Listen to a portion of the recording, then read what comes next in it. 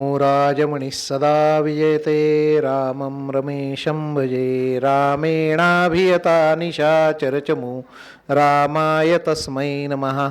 रामान्नास्ति परायणं परतरं रामस्य दासोऽस्म्यहं रामे चित्तलयः सदा भवतु मे भो राम मा उद्धर।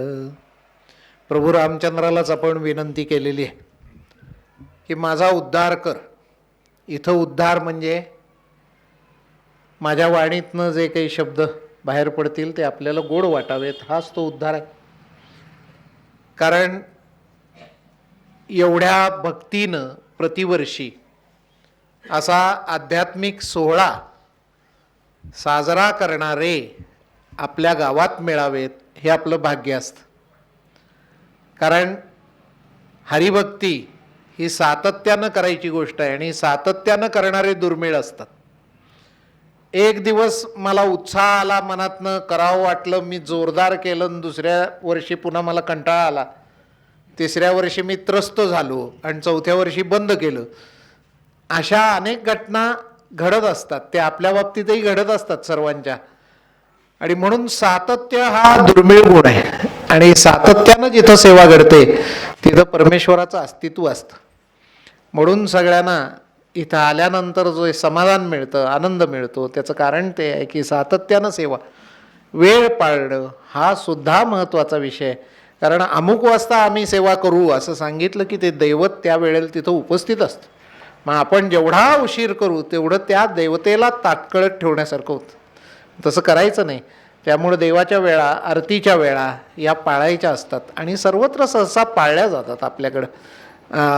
त्याला उशीर नाही करायचा, कारण त्याला देवाला दिलेली वेळ आहे आणि देव सगळ्या जगाचा कारभार बघतोय. मग त्याला वेळ दिली की तो उपस्थित राहणार, आपण त्याला किती थांबवायचं, हाही विषय. अशा रीतीनं हे सगळं जिथं पाळलं जातं, ज्यामुळं आपली अंतःकरणं तृप्त होतात, मन शांत होतात, असं ठिकाण आपल्याला असणं ही परमेश्वराची आपल्यावर असलेली कृपा आहे. बाकी जीवनातली सुखदुःखही प्रत्येकाच्या जवळ आहेत. आपण जन्माला आलो की ते आपल्या मागं लागलेलंच आहे शेवटपर्यंत. पण असं विश्रांतीचं स्थान ज्याला संतांनी सांगितलं, आणि संतांनी सांगितलं की ज्या सुखाकारणे देव वेडावला, की त्याचे सगळे सोहळे करायला त्याला बघायला लागतं आणि असं ठिकाण निर्माण होणं आणि ते आपल्याजवळ असणं हे भाग्याचं आहे. तर तिथं आपण पाटलांच्या वाड्यात या जमलेलो आहोत.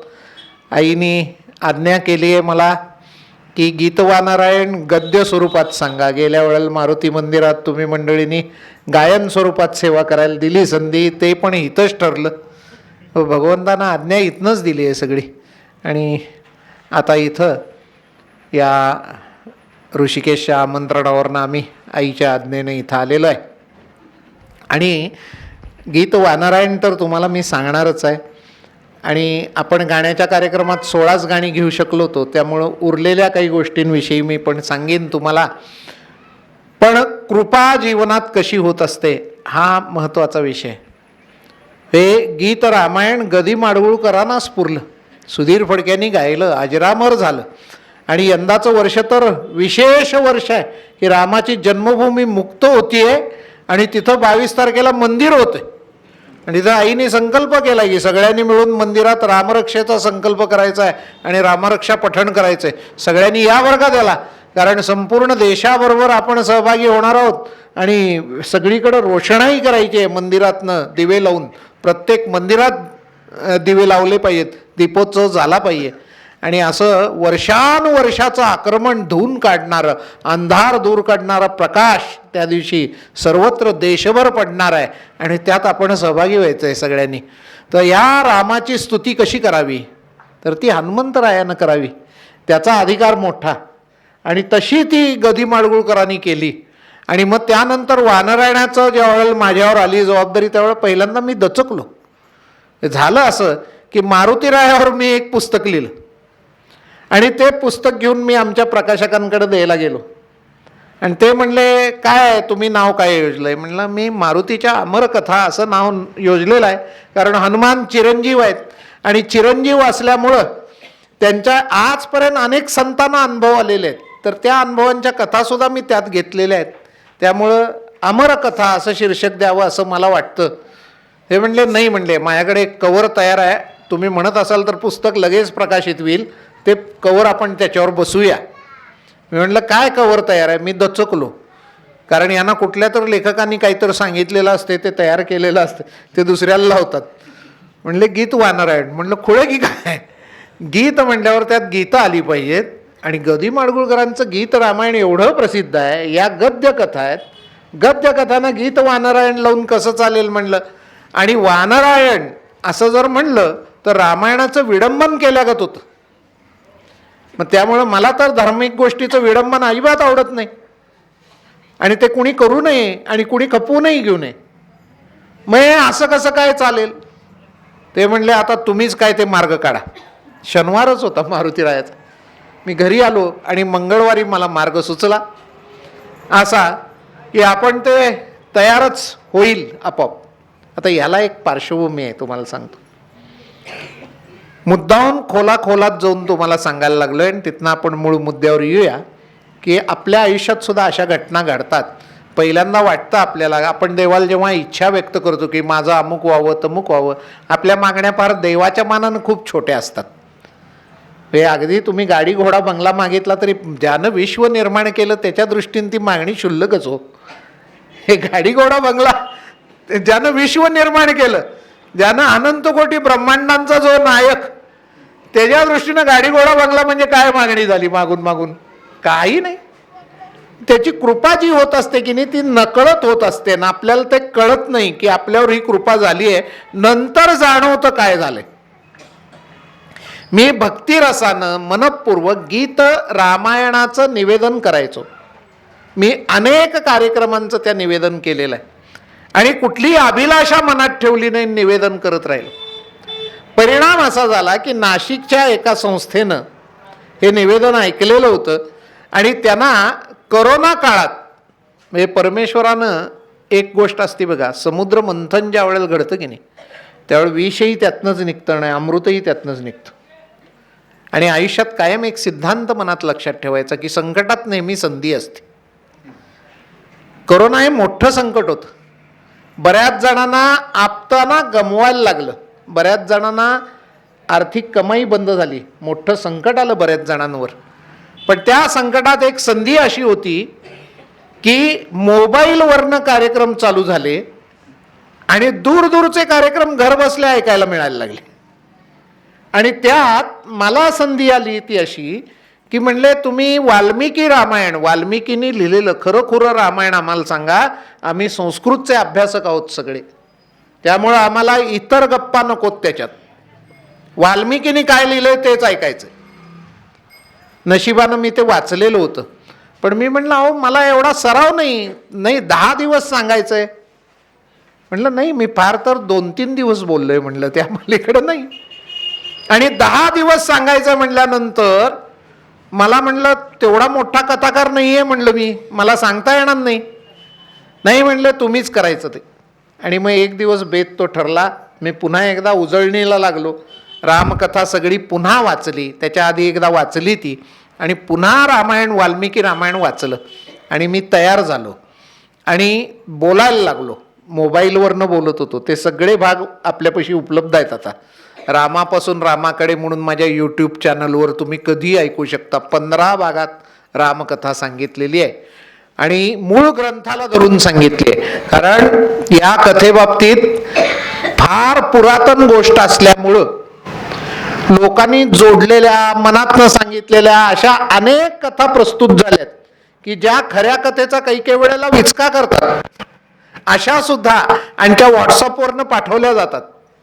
त्यामुळं खरं काही जर ऐकायचं असेल तर ते रामायण ते तसं सांगितलेलं आहे की तीच तर प्रतिज्ञा होती त्यातली. आणि हे सांगत असताना मी प्रेरणा कुठनं घेतली तर ज्या केळकर महाराजांचा आशीर्वाद या घराण्यावर आहे, काल ज्यांचं कीर्तन झालं नानांचं, त्यांच्या घरात यंदा कीर्तनाचं 100वं वर्ष आहे. म्हणजे मी असा गर्व आयुष्यात धरता कामा नये की मी गेली 5 वर्ष इथे येतोय म्हणून. हो शुल्लक बाबाई, ज्या घराण्यात 100 वर्ष कीर्तन, संध्याकाळी 7ला तुमच्या एवढे लोक येऊन बसतात आणि तिथं कीर्तन चालू होतं, अशी 100 वर्ष 365 दिवस आपण वर्षातनं उत्सव करतो बघा, आम्ही 25 वर्ष रामनवमीचा उत्सव करतोय असे काही जण सांगतात, अभिमानाचीच गोष्ट आहे 25 वर्ष करणं म्हणजे. पण वर्षातनं रामनवमी एकदाच येते, मग 25 वर्ष उत्सव केला म्हणजे त्याचा अर्थ 25च उत्सव केले, बरोबर आहे. पण हे 100 वर्ष कीर्तन म्हणजे नित्य कीर्तन 100 गुणिले 365 दिवस एवढी कीर्तनं त्यांच्या घरात झाली आहेत. ती केवळ नित्याची कीर्तन आहेत आणि उत्सवातले दिवसभराचे कार्यक्रम आणि कीर्तनं वेगळी. अशी उपासना जिथं घडली आहे, ती उपासना ज्यांच्यामुळं सुरू झाली ते मामा महाराज केळकर म्हणून होते. आता काल जे इथं कीर्तन केलं ज्यांनी समाधी उत्सवाचं, ते त्यांच्या 4थ्या पिढीतले. हे पहिली पिढी मामा महाराज केळकर, नंतर दादा महाराज केळकर, त्यानंतर अण्णा महाराज केळकर आणि आता दीपक नाना कीर्तन करतायत 4थ्या पिढीत. अशी 100 वर्ष झाली. तर मामा महाराज केळकर मूळ जे होते ते शाळेत शिक्षक होते आणि त्यांना त्यांचे गुरु कोटणीस महाराजांनी रात्री स्वप्नात दृष्टांत दिला की तू नित्य कीर्तन सुरू करशील का म्हणून. यांनी स्वप्नात वचन दिलं. म्हणजे हरिश्चंद्राची एक गोष्ट माहीत आहे आपल्याला, स्वप्नात दिलेलं वचन पाळायचं. नंतर ही गोष्ट बघा की स्वप्नात त्यांनी होकार दिला आणि शाळेत एक विद्यार्थी त्याला सांगितलं मी उद्यापासून संध्याकाळी कीर्तन करणार आहे, तू ऐकायला येशील का. तो एकटा श्रोता विद्यार्थी आणि यांनी कीर्तन चालू केलं. या घटनेला यंदा 100 वर्ष पूर्ण होत आहेत. आणि झालं असं की सांगलीच्या गणपती मंदिरात ज्यांना साहित्य सम्राट म्हणलं जायचं असं लोकमान्य टिळकांचे सहाय्यक नरसिंह चिंतामणी केळकर, ते सांगलीत काही व्याख्यानानिमित्त आले ते. आणि ते गणपती, सांगलीत आता कुठलाही मोठा माणूस आला की गणपतीचं दर्शनही अटळपणा नाही, कोल्हापुरात आला की महालक्ष्मीचं दर्शन अटळपणा नाही. तसं ते त्या मंदिरात दर्शनाला नेलं लोकांनी, त्यांना संध्याकाळी व्याख्यान, सकाळी नेलं आणि दर्शन झालं. तिथं मामा महाराज नेमके दर्शनाला गेले ते सकाळी आणि त्यांची ओळख करून द्यावी साहित्य सम्राटांशी, हे केळकर आहेत ते केळकर आहेत असं तिराहिताच्या कोणाच्या तरी मनात आलं आणि त्यानं मामांची आणि साहित्य सम्राटांची ओळख करून दिली की हे बापूराव केळकर आमच्या सांगलीतले सत्पुरुष आहेत आणि हे कीर्तन करतात. अरे हो म्हणले, मी असं ऐकून आहे म्हणले की इथं रोज एक माणूस कीर्तन करतो म्हणून. म्हणले मी व्याख्यान द्यायचं म्हणलं की त्या व्याख्यानाची भरपूर तयारी करतो आणि मग त्या व्याख्यानाला जातो. एखादा विषय असतो, दुसऱ्या वेळाला दुसरा विषय असतो, त्याचा अभ्यास करतो. पण कीर्तन म्हणलं की हरिनाम संकीर्तन, भगवंताचीच कथा, एकच विषय आणि रोज सांगायचा. सुचायला नको का काही. 1 तासभर बोललं तर आमच्या गाडीतलं पेट्रोल संपतंय. हां, आणि मग रोज तुम्ही काय सांगता. त्यांनी विचारलं, मला एका व्याख्यानाची भरपूर तयारी करायला लागते आणि तुम्ही रोज तोच विषय सांगताय संतांचा भगवंताचा आणि 365 दिवस तुम्ही काय सांगत असता, तेही वर्षानुवर्ष. मामा महाराज विनम्रपणे उत्तरले की हा विषय सांगायला 7 जन्म पुरणार नाहीत. लक्षात आलं तुमच्या. एवढा हा गहन विषय आणि एवढं सातत्य. आणि त्यातनं प्रेरणा घेतली मी आणि म्हणलं 10 दिवस आपण सांगूया.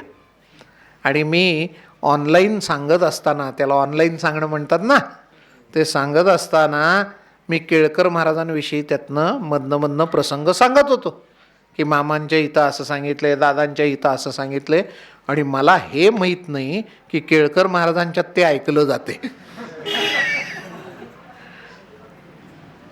दादा अण्णांचे धाकटे भाऊ आप्पा काका, त्यांच्या घरात त्यांचा मुलगा मोबाईल TV स्क्रीनला जोडायचा आणि अण्णांपासून सगळे भोवतालचे लोक ते ऐकत बसायचे. आणि मला हे माहीत नाही, मी त्यांच्या पाठीमागे या सगळ्या गोष्टी सांगतोय तिथं.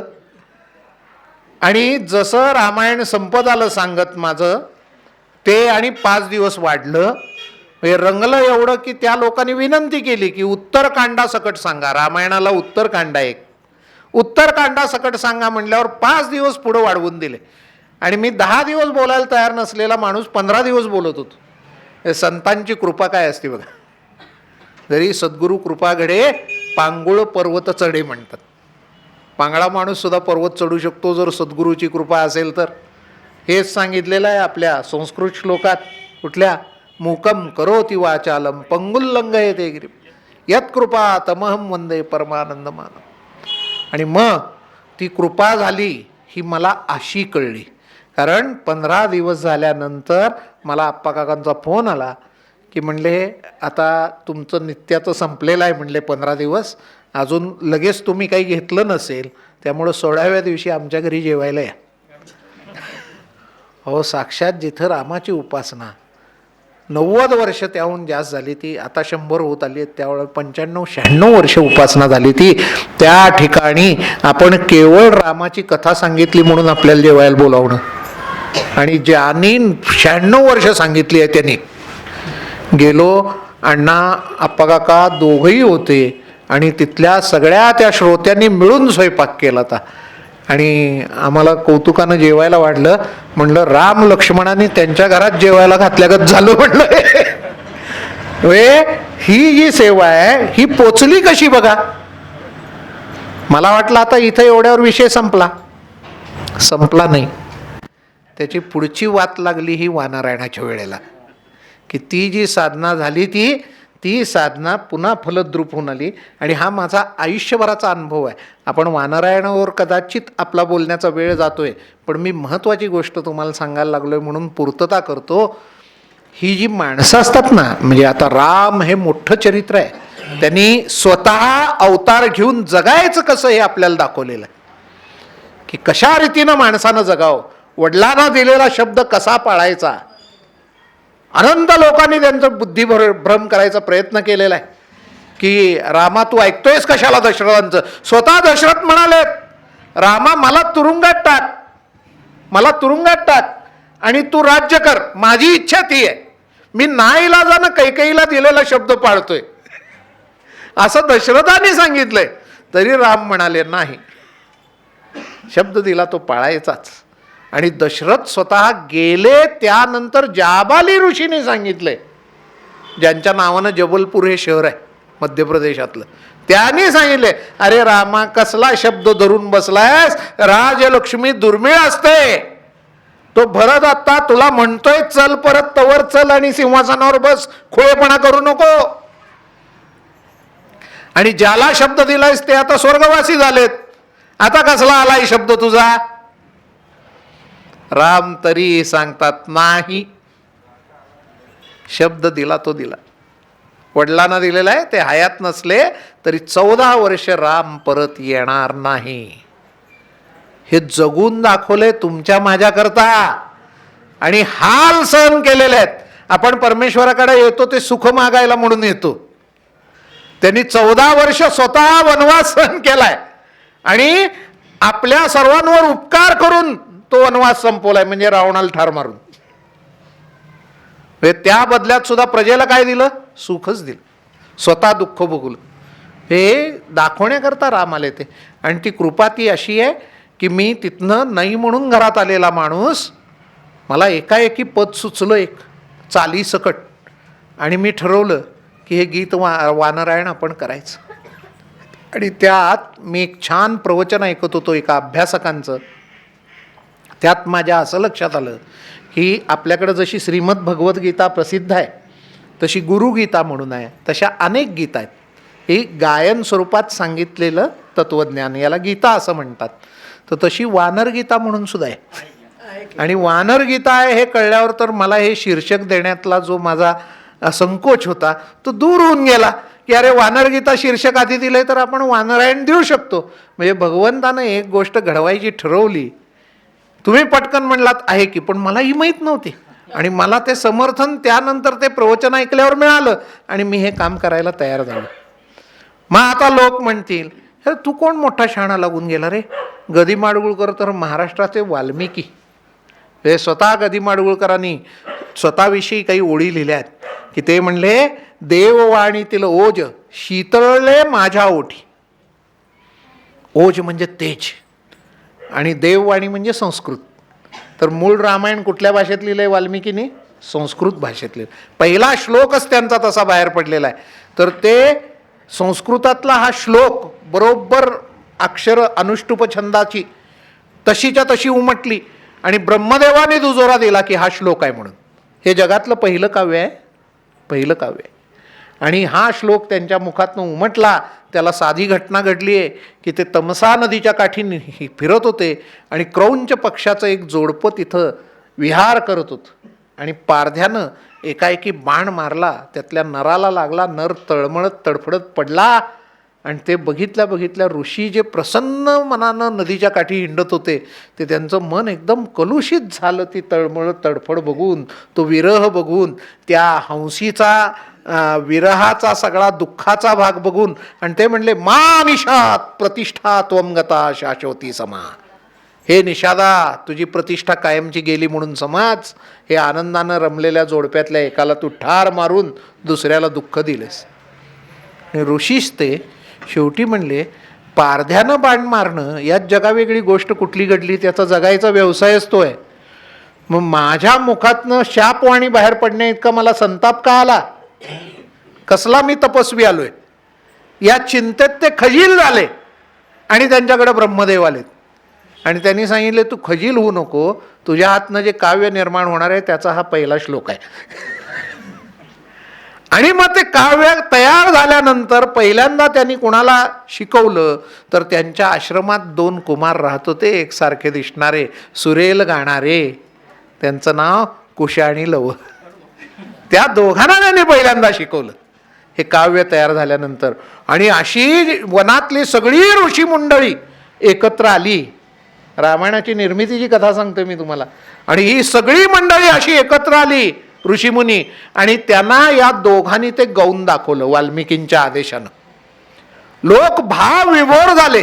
रामाच्या कथेचं वैशिष्ट्यच ते आहे नव्हे, रामाचंच वैशिष्ट्य आहे. राम या शब्दाचा अर्थच मन रमतो तो. राम प्रत्येक गोष्टीचा त्यातला अर्थ फार भारी आहे. राम मन रमतो तो राम. रामाची कथा सांगायला लागलं की लोक रम्मान होतातच. रामाचं वैशिष्ट्यच आहे ते.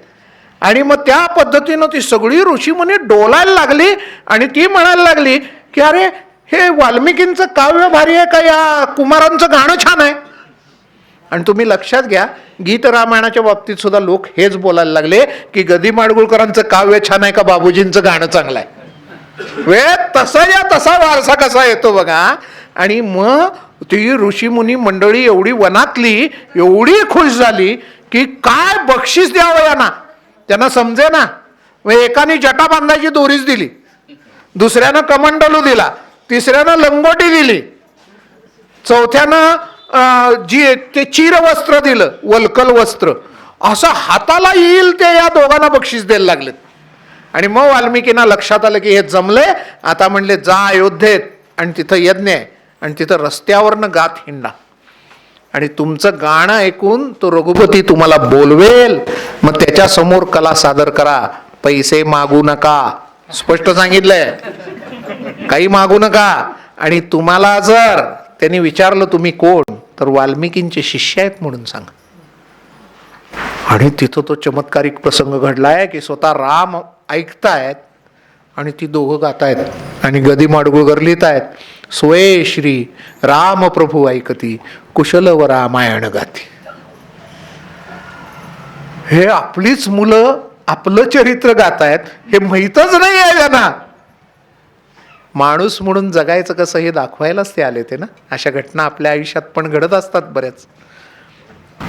असं झालं. आणि मग गदी माडगुळकरनी लिहिली ही निर्मिती कशी झाली तर त्यांनी सांगितलं, देववाणीतील ओज, ओज म्हणजे तेज, तेजस्विता, शीतळले माझ्या ओठी. माझ्याकडे येताना म्हणजे गदिमांकडे वाल्मिकींचं ते सगळं ज्ञान भांडार येताना शीतल झालं, शांत झालं, सौम्य झालं. आणि वाल्मिकीच्या भास्कराचे म्हणजे मूळ स्त्रोत कोण आहे? वाल्मिकी. भास्करच प्रकाश देतो ना सगळ्यांना. आणि भास्कराच्या प्रकाशानंच चंद्र प्रकाशित होतो. चंद्र परप्रकाशित आहे. स्वयंप्रकाशित कोण आहे? सूर्य.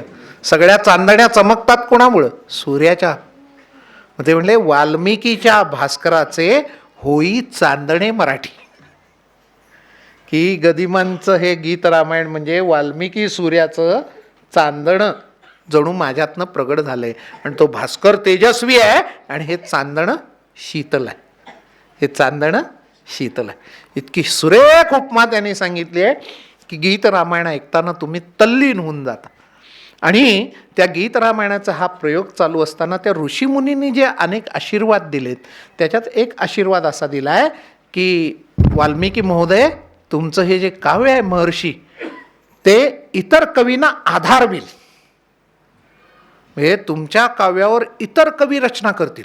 मग मोरोपंतांनी 108 रामायणं रचली, तुलसीदासांनी रामचरित मानसांसारखा ग्रंथ लिहिला, एकनाथ महाराज भावार्थ रामायण लिहिलं, आणि पार महर्षी कंबानी तामिळमध्ये रामायण लिहिलं. एका उझबेकी कवीनं मोहम्मद नावाच्या उझबेकी भाषेत रामायण लिहिलं.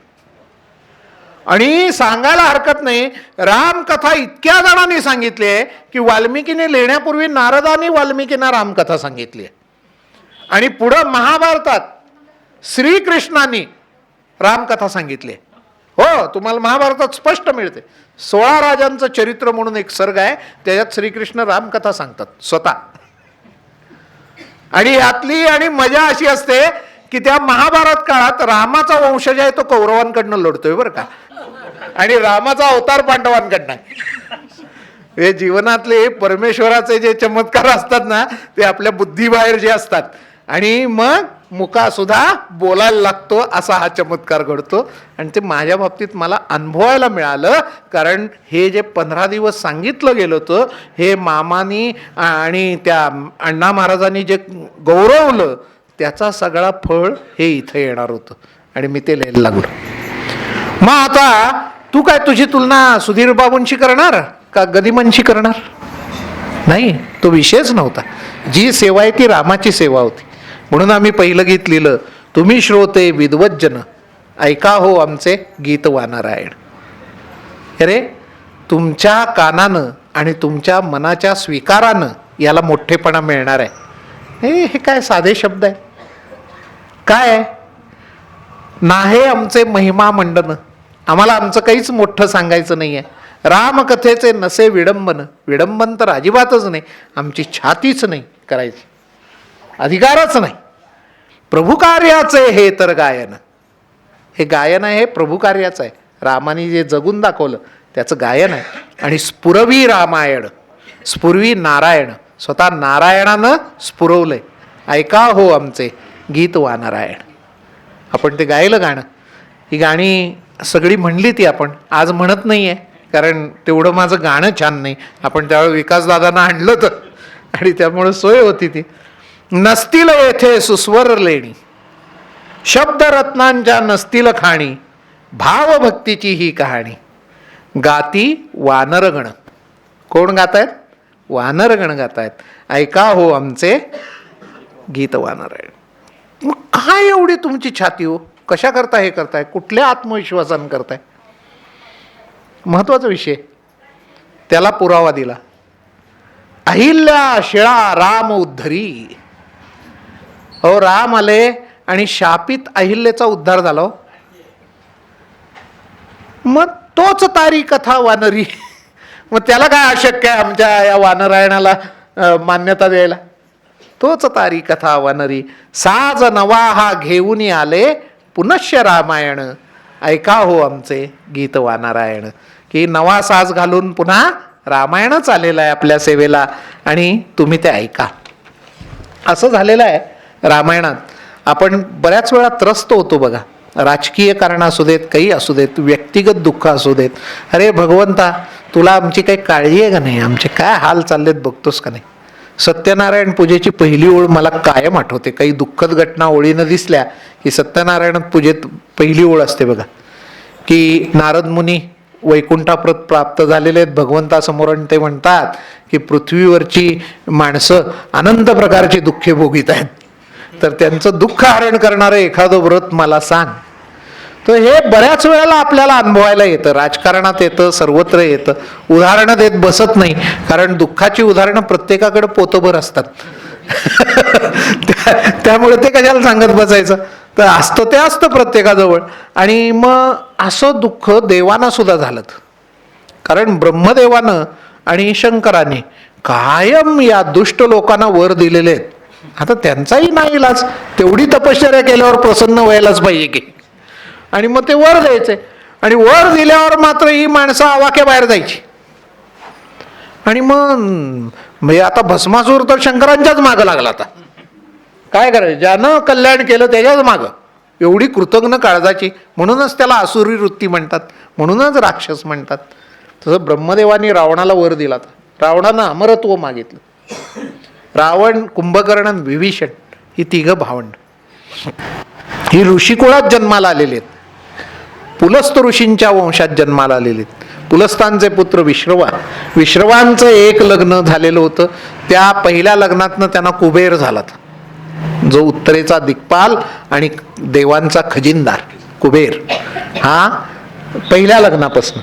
आणि दुसरं लग्न कैकसी नावाच्या एका राक्षसिणीशी झालं, आणि त्या राक्षसिणीपासून हे तिघं झाले ते निर्माण. रावण, कुंभकर्ण, विभीषण. त्यातला विभीषणाकडे बापाचा गुण आला होता, ऋषित्वाचा, आणि उरलेल्या दोघांकडे आईचे गुण आले. ती राक्षसी होती. त्यामुळं कुबेर एकदा पुष्पक विमानातनं जाताना त्या कैकसीनं बघितलं आणि या तिघांना म्हणली, अरे तुम्ही मोठे नुसते वयानं झालात म्हणले, त्या कुबेरासारखं काहीतरी मिळवा की म्हणले. आणि मग या तिघांनी घोर तपश्चर्या केलेली, आणि तपश्चर्या करून भगवंताला प्राप्त केल्यानंतर ब्रह्मदेवानी त्यांना वर दिलेत. त्यात रावणानं अमरत्व मागितलं. म्हणले अमरत्व देणार नाही. मग म्हणले नाग, गंधर्व, देवता, पशु यातल्या कोणापासूनही मला मृत्यू नको. आणि यात माणसाचं नाव त्यानं घेतलं नाही. का? हे माणसं मला काय करणार आहेत, अति आत्मविश्वास, ते नाव घेतलं नाही. कुंभकर्ण मागणार होता, तेवढ्यात सरस्वतीनं त्याची बुद्धी फिरवली. कारण तो एवढा अजस्र होता की तो जर जागा राहिला असता तर त्यानं सगळी सृष्टीच खाऊन टाकली असती. हत्ती बघा दिवसभर चरत असतो. असं तुम्ही हत्ती कुठं बांधलेलं बघितला ना, त्याच्यासमोर चारा टाकला असला तर खातच असतो. त्याचं एकच काम चाललेलं असतं, पहिलं चावेपर्यंत मग दुसरं उचलेल, इकडे टाकेल, तिकडे टाकेल, पुन्हा तिसरं खाईल. कारण त्याला 200 किलो आहार लागतो किमान. मग 200 किलो आहार तुम्ही पुरवाल हो, खायला वेळ कुठनं देणार? पण त्याला दिवसभर खायला. कुंभकर्णाचा आहार अनेक हत्ती खाईल असा, तो प्रत्यक्ष हत्ती सुद्धा खाऊन टाकेल एवढा. मग तो जर जागा राहिला तर पृथ्वीवर काही शिल्लक राहील का? नाही राहणार. म्हणून देवान त्याला बुद्धी दिली, झोप मागायची, म्हणून तो कायमस्वरूपी झोपलेला. आणि विभीषणानं एकच मागितलं की धर्मापासून मी कधी विचलित होता कामा नये, म्हणून तो रामांकडनं आला. ह्या तिघांकडनं. त्याच्याकडे वडिलांचा गुण होता ना, की माझ्या हातनं धर्म कधीही सुटता कामा नये, अशा रीतीनं. आणि मग या रावणानं अतिशय हाल केले. हल्ली व्हॉट्सअपवर एक चुकीचा संदेश येत असतो बघा सगळीकडं, की रावणानं सीतेला महिनाभर ठेवलं लंकेत, खरं हात लावला नाही. किती सज्जन होता बघा, सज्जन बिज्जन काही नव्हता. त्याच्या अंतःपुरात जगभरातल्या सुंदर सुंदर स्त्रिया त्यानं पुष्पक विमानात कोंबून आणून डांबल्या त्या, आणि अनेकांवर बलात्कार सुद्धा केले. त्यात नलकुबेराच्या बायकोवर जेव्हा त्यानं बलात्कार केला तेव्हा तिनं त्याला शाप दिलेला होता की कुठल्या स्त्रीवर जर पुन्हा जबरदस्ती करशील तर तुझ्या डोक्याचे 100 तुकडे होतील. मग म्हणून तो सीतेला हात लावत नसतो, कारण सीता हो म्हणत नसती, कारण जबरदस्ती करायला लागणार. रावणाच्या मंत्र्यानं युद्ध चालू झाल्यावर रावणाला सल्ला दिलाय की अरे कशाला तिचा अनुनय करत बसलायस, तो राम आलाय, युद्ध चालू झालंय, आपले राक्षस मरायला लागलेत, बलात्कार कर आणि तुझी इच्छा पूर्ण कर. तेव्हा रावण स्वतः ही कहाणी सांगतो की मी का करू शकत नाही आहे, तर मी असा बलात्कार केला होता आणि तेव्हा मला शाप झालेला आहे. हे लोकांनी वाचलेलंच नसतंय, माहीतच नसतंय. त्यामुळे वाटेल ते एकमेकाला सांगत असतात रावण किती सज्जन होता म्हणे, करा पूजा त्याची. ही अशी माणसं. आणि मग ह्या ब्रह्मदेवापाशी सगळे त्रस्त झालेले देव आले. आणि कधी आले तर दशरथानं पुत्र होत नाही आहे म्हणून पुत्रकामेष्ठी यज्ञाचं आयोजन केलं. माणसानं शुद्ध करावं याच्यासुद्धा दाखला इथं आहे बरं का. माझा विषयांतर होतोय, मी वेगळा विषय बोलतोय, रामावर जास्त बोलतोय, पण बोलूया यंदा 22 वानरायण सांगीनच तुम्हाला, अख्खं गायलं आहे आपण, त्यामुळे फरक नाही त्याच्यात. त्याच्यात ऋष्यशृंग ऋषींनाच आणून करायचं ठरतं. ते का ठरतं हे सांगतोय तुम्हाला. एखाद्या चारित्र्यवंताची किंमत किती असते लक्षात येईल. रोमपाद नावाचा अंगदेशाचा राजा होता आणि त्या राजाच्या राज्यात दुष्काळ पडला 12 वर्षासाठी. मग दुष्काळात पाऊस कसा पडायचा याचं सगळं चिंतन झालं आणि ऋषीमुनींनी सांगितलं की विभांडक नावाचे ऋषी वनात तपश्चर्या करतायत, त्यांचा ऋष्यशृंग नावाचा मुलगा आहे आणि या मुलानं आयुष्यात जग बघितलेलं नाही, तो फक्त ऋषींच्या सेवेत असतो, तर तो शुद्ध आहे आणि त्याच्या हातनं कुठलंच पाप घडलेलं नाही. मग त्याला तुम्ही जर तुमच्या देशात आणलं तर पाऊस पडेल, नाही तर नाही. आणि मग हे नाना रचना करतात, सुंदर स्त्रियांना पाठवतात, त्या स्त्रियांमागनं तो मोहितून येतो. त्यांना आयुष्यात कधी बायका बघितलेल्याच नसतात, म्हणजे त्या वडिलांपलीकडे कुणाला बघितलेलं नसते. हे एवढे सुंदर ऋषी कुठले आले म्हणतो. आणि त्या ऋषी त्या बायका त्या राजधानीतले चांगले चांगले मिठाई पदार्थ खायला देतात आणि त्याला सांगतात तू रोज फळं खातोस की नाही, तशी ही फळं आहेत म्हणले. अशी फळं असतात म्हणले. हो म्हणले, आमच्या राज्यात भरपूर आहेत, येतोस का. म्हणून त्याला घेऊन येतात त्या भोळ्या माणसाला. आणि त्या पावित्र्य एवढं आहे सज्जनपणाचं की तो राजधानीत येतो मात्र पाऊस पडायला लागतो. इंद्राला थांबवताच येत नाही, पुढं त्यांनी मागणी सुद्धा केली नाही आहे, केवळ येणं, शुद्ध माणसाचं केवळ येणं हे एवढं प्रभावी असतं. त्या ऋष्यशृंगांतर्फे जर यज्ञ केला तर दशरथाला पुत्र होईल आणि म्हणून त्यांना बोलवून अश्वमेध यज्ञ आयोजित केला जातो. नंतर पुत्रकामेष्ठी. आणि त्या पुत्रकामेष्टीच्या वेळेला जेव्हा सगळे देव स्वतःचा भाग घ्यायला येतात त्यावेळेला सगळेजण ब्रह्मदेवांना धरतात आणि ब्रह्मदेवांना म्हणतात, अहो तुम्ही कुणाला पण वर देऊन बसता आणि आमची पाचावर धारण बसते. मंत्रीपद कुणालाही द्यायचं असतं का हो. आता बऱ्याच वेळा असते नाही की तुरुंगात ज्यांना घालायचं त्यांना मंत्री बनवतात. आता मग काय करायचं. असं तुम्ही करून ठेवता म्हणले, ताकद कुणालाही देऊन ठेवता म्हणले, आणि त्यामुळं आमची अवस्था वाईट होऊन जाते म्हणले. मग तुम्ही काहीतरी उपाय करा की. म्हणले त्या उपाय आता होणार आहे म्हणले. आपण भगवान विष्णूंना शरण जाऊया आणि या पुत्रकामेष्टीत दशरथाच्या पोटी त्यांनाच जन्माला यायला सांगूया. कारण रावणानं जेव्हा माझ्याकडे वर मागितला आहे तेव्हा माणसाच्या हातनं मृत्यूचा त्यानं काही उल्लेख केला नाही आहे. त्यामुळे हे जर दशरथाच्या पोटी जन्माला आले आणि ह्यांनी त्याला माणूस बनून मारलं तर शक्य आहे, नाही तर नाही. असं म्हणून सांगितल्यावर स्वतः विष्णूंना विनंती केली जाते आणि विष्णू 4 भागात जन्म घेतात. त्यावेळेला ब्रह्मदेव सांगतात की आता आपण सगळ्यांनी भगवंताचे सहाय्यक बनायचं. ही तर आपली जबाबदारी सांगण्याकरता ही कथा आहे पुढची, की तुम्ही मागणी केलीत, ऋषींनी मागणी केली, सिद्धांनी केली, देवानी केली, यक्षांनी केली की रावणाचा वध करेल असा पुत्र आम्हाला द्या. ठीक आहे, तुम्ही जन्माला या, पण मग तुमचं कर्तव्य काय.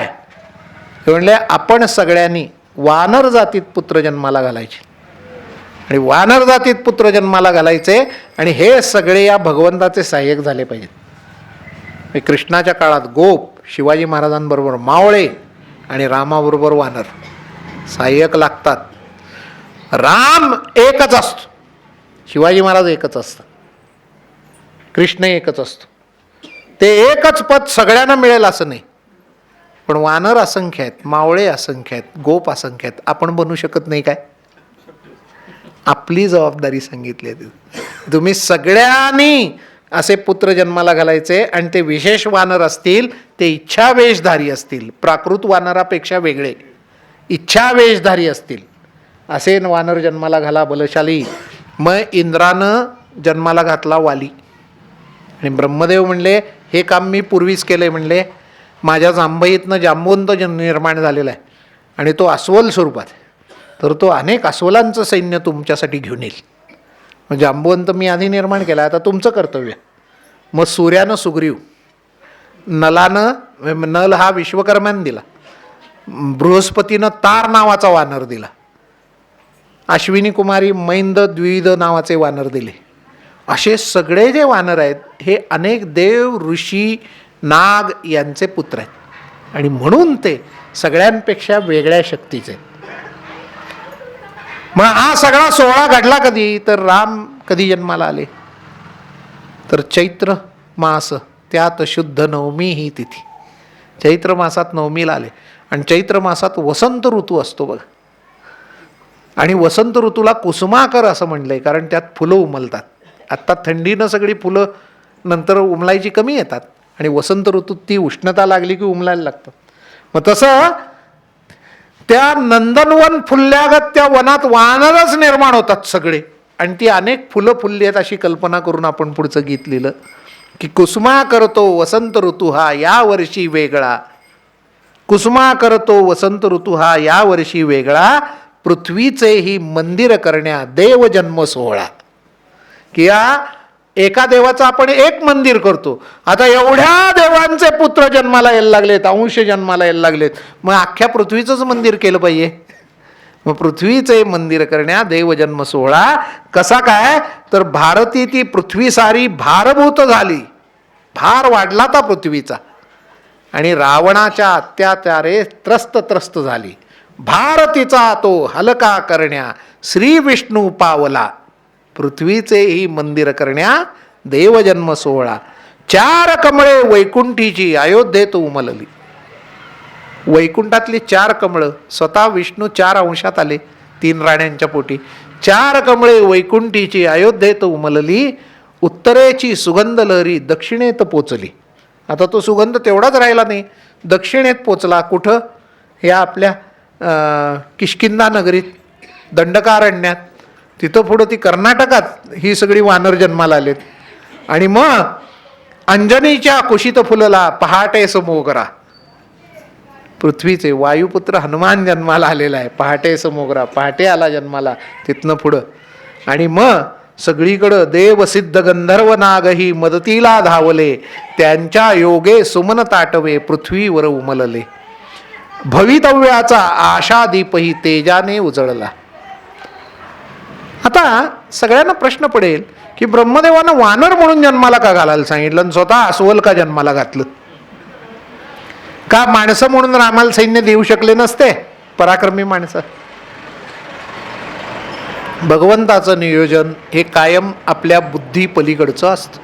मी सांगितलं ना, त्याची कृपा कळत नाही, आपल्याला कळत नाही त्यानं आपल्यावर कृपा केली आहे. अहो, राम वनाला जाणार होते. वनाला गेल्यानंतर शहरातली कुठलीही गोष्ट वापरायची नसते. स्वतःची जी इस्टेट आहे ती दान करून वनात जायचं असतं, वनवासाचा नियम आहे. रामाने सगळं स्वतःचं दान केलं. तर एवढं नव्हे, आज कुठला मालक आहे अवनी तलावर मला सांगा, 14 वर्ष वनाला जाणार म्हणल्यावर म्हणले माझी आई इथं राहतीये, सगळा रखरखाव पहिल्यासारखाच राहायला पाहिजे, 14 वर्षाचा पगार सेवकांना दिलाय आणि मग वनात गेले. हे रामायणात स्पष्ट उल्लेख आहे. सर्व सेवकांना 14 वर्षाचा पगार ॲडव्हान्समध्ये दिलाय आणि मग निघाले. तवर नाही, त्याला राम म्हणायचं. आणि मग अशा रीतीनं राम ज्या वेळेला वनात जाणार आहेत त्यावेळेला वनात ते शहरातलं सैन्य वापरणार नाहीत, कुठल्या राजाकडे मदतीची याचना करणार नाहीत. मग यांना सैन्य कसं मिळायला पाहिजे? वनातच सैन्य पाहिजे. वनात सैन्य कोणाचं? वानरांचं. मग वानरांचंच का? तर राम सैन्य पोटावर चालतात, त्यांना खायला घालायला लागतं. रामांजवळ पैसा नाही आहे, ते खायला देऊ शकणार नाहीत. सैन्य शस्त्रानं लढतात, त्यांना शस्त्रं चिलखत दिली पाहिजेत. रामांकडं शस्त्र चिलखत नाही, रामांकडं काहीच नाही आहे, ते यातलं काही देऊ शकणार नाहीत. बरं, सैनिकांना निवारा पाहिजे, थंडी ऊन वारा पाऊस, तंबू बिंबू काही, रामांकडं तेही नाही. त्यामुळं सैन्य असं पाहिजे त्याचं त्याचं खाईल, त्याचं त्याचं राहील, आणि पुन्हा धोंडे फांद्या झाडं असल्याचा वापर करून युद्धात उतरेल. मग अशी सेना फक्त वानरांची असू शकते. आणि म्हणून सगळ्यांना ब्रह्मदेवाने सांगितलं की वानर रूपात जन्माला या. आणि ते वानर मग एक्स्ट्राऑर्डिनरी, जादा शक्तीचे, इच्छा वेश धारण करणारे असे. म्हणजे देवाचं नियोजन कसं असते बघा. त्यामुळं कधीही निराश होऊ नका आयुष्यात. आपल्या मनासारखं घडत नसलं तर देवाचं नियोजन वेगळं चाललेलं असते. तुमच्या अपेक्षेपेक्षा तो तुमचं कल्याण करणार असतो. त्याची त्याची योजना वेगळी चालू असते, तो त्याच्या योजनेनं काम करत असतोय, आपल्या हिशोबानं काम करत नाही. हे लक्षात घ्या. म्हणजे वानर अभिमानानं गायला लागले की वानर आम्ही हो वानर. मी यादी ठेवली आहे बरं का गेल्या वेळेला आपण म्हणलेल्या गाण्यांची, त्यामुळं ती सोडून दुसरी सांगणार आहे. हे म्हणलं नव्हतं. ब्रह्मदेवाच्या आज्ञेने आलो अवनीवर. वानर आम्ही हो वानर. गिरीवनातून आम्ही चरतो, गिरी कंदरी आम्ही विचरतो, देवासाठी देह पोसतो. हे देह पोसायला लागलेत. अजून राम तिकडं अयोध्येत आहेत, यांना माहीत नाही आहे. पण यांचं देह पोसणं कशासाठी चाललंय? देवासाठी चाललंय. तो कधीतरी येणार आहे आणि तो आल्यानंतर त्याच्या कार्यात आपण सहभागी व्हायचंय. तोवर वाट बघत बसायचंय. देवासाठी देह पोसतो, जनानं उपद्रव. वनात राहतो, जनानं उपद्रव नाही आमचा.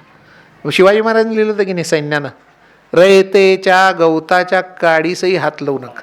आम्ही वनातच राहतो, आमचा कोणाच्या काडीस काही उपद्रव नाही, विषय नाही. रामाचं सैन्य इथनं गेलं ना आम्हाला फार त्रास झाला, विषयच नाही. रामाचं सैन्य तिकडंच आहे, वनातच आहे. विश्वकर्मे नल घडविला, अग्निदेवे नील निर्मिला, गंधमादना पिता शोभला, धनाध्यक्ष कुबेर. वानर आम्ही हो वानर.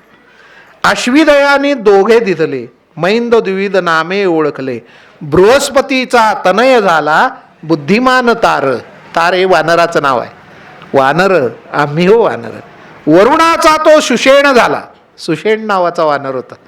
पर्जन्याने शरभ दिधला, शरभ नावाचा वानर पर्जन्याचा पुत्र आहे. कपी कळासी मंडनू आमचा, वायुपुत्र धीर. वानर आम्ही हो वानर. देवसिद्ध गंधर्वानी, प्रजा प्रसवली सद्भावानी, भगवंताला सहाय्य करण्या आमचा अवतार. वानर आम्ही हो वानर.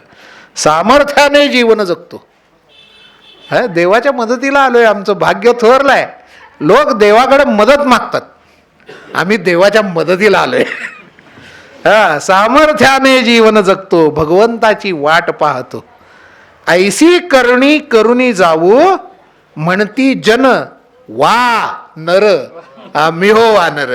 वानर आम्ही हो वानर. असं काहीतरी करून जायचं की लोकांनी वा म्हणलं पाहिजे.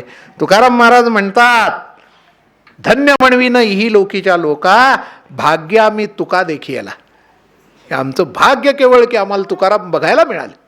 अशी करणी आपल्या हातनं घडावी, अशी परमेश्वराला प्रार्थना करायची, तीही करायची की आमच्या हातनं मला काहीतरी दे असं नाही करायचं. माझ्या हातनं असं काहीतरी घडू दे की लोकांनी नावाजलं पाहिजे, कौतुक केलं पाहिजे, अशा रीतीचं. आणि अशा रीतीनं हा सगळा देवजन्म सोहळा हा तिथं पार पडलेला आहे. कुठं? किष्किंधेत. आणि आपलं कथानक पुढं जात असताना अयोध्येत देव जन्माला आले, किष्किंधेत हे सगळे जन्माला आले. आणि मग तिथं पुढं चालू झालं सगळं. आणि वानर मोठ्या कौतुकानं सांगायला लागले, किष्किंधा चांगली आमुची किष्किंधा चांगली. ते गाणं आपण गायलेलं आहे गेल्या वेळेला. आणि त्यानंतर पुढं जात असताना ही सगळी मंडळी वाट बघायला लागलेली आहेत. आणि इकडं कथानक घडलं की दशरथाच्या मनात आलं रामाला राजा करावं. सगळी प्रजा आनंदली, सगळ्यांना कौतुक. म्हणजे जेव्हा मंथरेनं पहिल्यांदा कैकेयीला सांगितलं, मंथरेचं डोकं तेवढं ऐकल्या ऐकल्या फिरलं तर, पण तिनं जेव्हा कैकेयीला पहिल्यांदा सांगितलं की अगं तिथं रामाला अभिषेक करणार आहे तर तू झोपून काय राहिली आहेस, तुला कळतंय का? त्यावेळेला कैकेयीनं आनंदानं दागिना दिलाय तिला की केवढी छान बातमी सांगितलीस म्हणून. आणि मग मंथरेनं तिचं डोकं फिरवले की तुला काय अक्कल नाही, कशाला छान म्हणतेस म्हणून. तुझ्या पुत्राचं वाटोळं व्हायला लागले, तुला दासी बनायला लागेल, राम राजा होणार. हे सगळं का घडलं? तुळशीदासांनी याच्यावर हे केलेलं आहे, प्रकाश टाकलेला आहे. मूळ रामायणात हे नाही आहे. मूळ रामायणात मंथरेनं डोकं फिरवलं, कैकेयी बी घडली, असंच आहे. हे का घडलं असं? तर त्यांनी सांगितलं की राम जर राजा होऊन राज्य करत बसला तर रावणाला मारणार कोण? त्यामुळे त्याला वनात धाडणं आवश्यक आहे, त्याशिवाय तो दक्षिणेला जाणार नाही. आणि म्हणून हे सगळं घडवून आणलं मंथरेकडनं. आणि मग अशा रीतीनं हे मूळ रामायणात नाही बरं का. मूळ रामायणात तिनं डोकं फिरवलं आणि रामाला वनाला धाडलं, हेच आहे. आणि राम वनात आलेले आहेत. राम वनात आल्यानंतर त्यांना अनेक हाल अपेष्टांना सामोरं जायला लागलं. विराट नावाच्या राक्षसाला मारलं आणि पुन्हा वनवाससुद्धा सुखाचा राहिला नाही हो. आवडती पत्नी पळवून नेली रावणानं. कसा बेत केला तुम्हाला सगळ्यांना माहीत आहे की तो मारीचाला पाठवलं वगैरे वगैरे. कांचन मृगाची कथा आहे तिथं.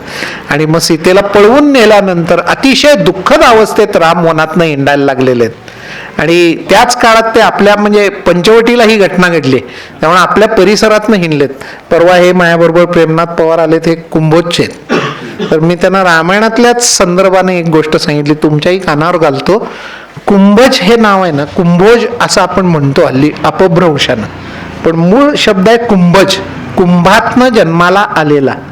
आणि कुंभातनं मैत्रा वरुणाचे पुत्र अगस्ती आणि माझ्या मते वसिष्ठ हे दोघं जन्माला आलेले आहेत. आणि अगस्तींना बऱ्याच वेळेला हाक मारताना कुंभज म्हणून हाक मारलेली आहे जुन्या ग्रंथातनं. तर अगस्तींचा दक्षिणेत आश्रम होता आणि तिथं राम गेलेले आहेत. 2-3 आश्रम होते, त्यातला एक आश्रम कदाचित तिथं असेल म्हणून त्याला कुंभज नाव पडलं असेल, कारण तिथं रामलिंग स्थापले रामाने आणि राम तिथं येऊन गेले बोललं जातं. म्हणजे आपल्या जवळच्या पौलखुणा आपल्याला माहीत नसतात म्हणून मी केवळ सांगितलं की कुंभज हा शब्द हा अगस्ती ऋषींना बोलला गेलेला आहे. आणि दक्षिणेतली सगळी वस्ती जी आहे सभ्य लोकांची ती अगस्तींनी केलेली आणि त्यांना कुंभज म्हणलं जायचं. म्हणजे पंकातनं येतं ते पंकज म्हणजे कमळ, तसं कुंभातनं जो येतो तो कुंभज, ते अगस्ती आहेत. त्यांचा कुंभातनं जन्म झालेला आहे. तर या पद्धतीनं हे दक्षिणेत आल्यानंतर आणि मग नंतर त्या सीतेला पळवलं आणि दुःखी अवस्थेत हिंडताना विराट नावाच्या ह्या कबंद नावाच्या राक्षसानं त्यांना पकडलं. त्याला योजनभर लांब हात होते, एकाईक मैलांचे, त्यातनं तो सगळं भक्ष्य गोळा करायचा आणि स्वतःच्या पोटात टाकलायचा. आणि मग त्याचे हात तोडले राम लक्ष्मणाने. मग तो म्हणला मी आता मरेन, म्हणला मी यक्ष होतो, मी राक्षस धर्माला प्राप्त झालो तो शापामुळं.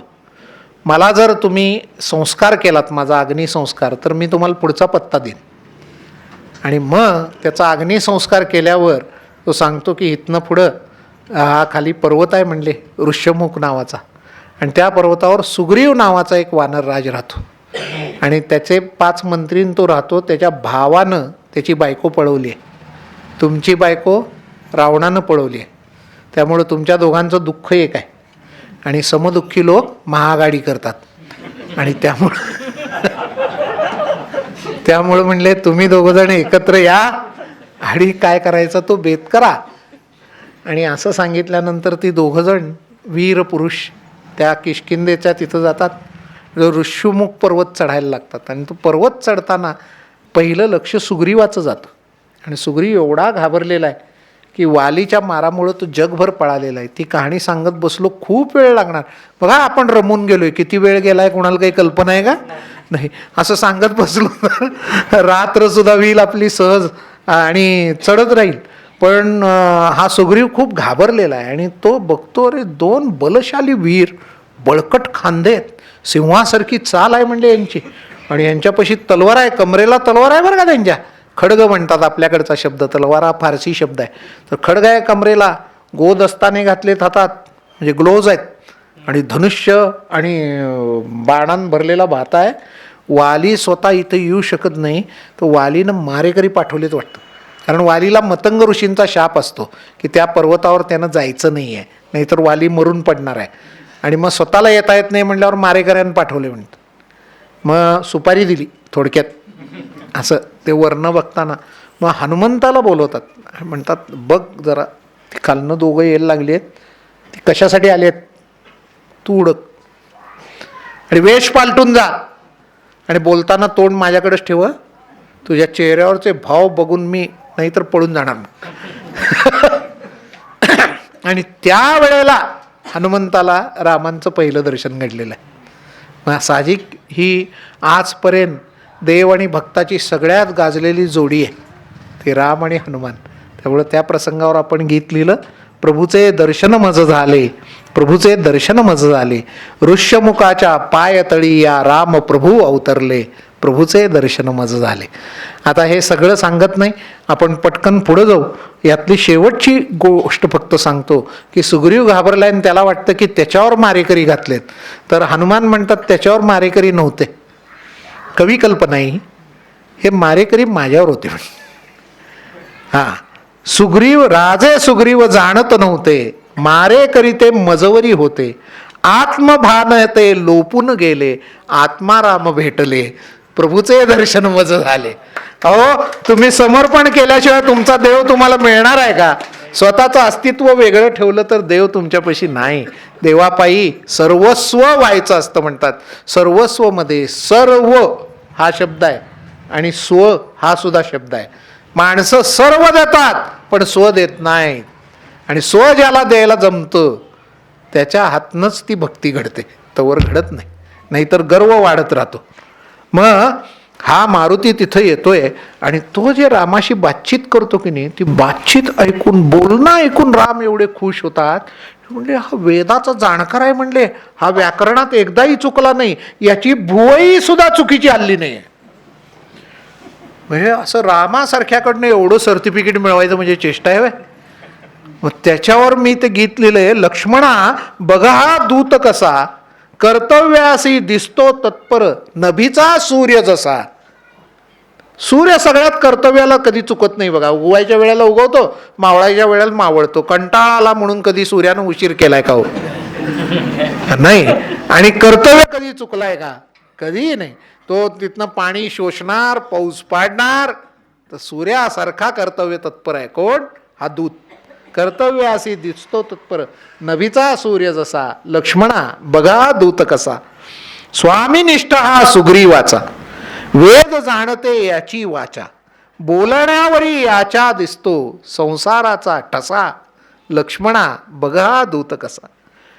अशुद्ध शब्द एकही नाही, भाव विभ्रमी दोषही नाही, बोलण्याने करील शत्रूला, जीवलग मित्र जसा. लक्ष्मणा बघा दूत कसा. दूत कसा पाहिजे? शत्रूला सुद्धा बोलण्यानं आपला मित्र करून टाकेल, एवढी बुद्धी आहे म्हणले याची. भाग्यवान किती सुग्रीव राजा, सुग्रीव तो किती भाग्यवान आहे म्हणले. सचिव मिळे ना ऐसा दूजा, जिंकिले याने मनास माझ्या, वाटे भरोसा. लक्ष्मणा बघा दूत कसा. सांग लक्ष्मणा गुज आपुले, आपलं काय आहे ते सांगून टाक. करील पूर्ण हा काजही सगळे, एकची आत्मा याचा आपुला, फक्त मध्ये आरसा. लक्ष्मणा बघा दूत कसा. की जणू काही याच्यात आणि आपल्यात एक आरसाच ठेवलाय, बाकी हा ना आपण एकच आहोत म्हणलं लक्ष्मणा. त्यामुळं तू सगळं आपलं म्हणणं जे काय ते सांगून टाक. आणि अशा रीतीनं लक्ष्मण मग हनुमंताला सगळी कहाणी सांगतात. मग म्हणतात, हनुमंत मनातल्या मनात म्हणतो की माझ्या प्रभूचं कामच झालं, कारण त्याला असा सहाय्यक पाहिजेच होता आणि ते बरोबर आलाय. चला म्हणे माझ्या खांद्यावर बसा, तुम्हाला देतो आणि तुमची मैत्री करून देतो. अग्निसाक्ष मैत्री होते सुग्रीवाची आणि हनुमंता रामाची. मस्त मजेदार वर्णन आहे बरं का त्यात. शाल वृक्षाची एक फांदी तोडतात आणि ती रामाला बसायला म्हणून घालतात. आता ही गुहेत राहणारे वानर आहेत हो हे तिथं, आणि त्यात राज्यात त्यांच्या आहे बाकी सुविधा, पण हा राज्यातनं पळून आलेला आहे, याच्यापाशी काहीच नाही आहे. त्यामुळं वृक्षाची फांदी आणि चंदन वृक्षाची फांदी तोडून हनुमान लक्ष्मणाला बसायला देतात.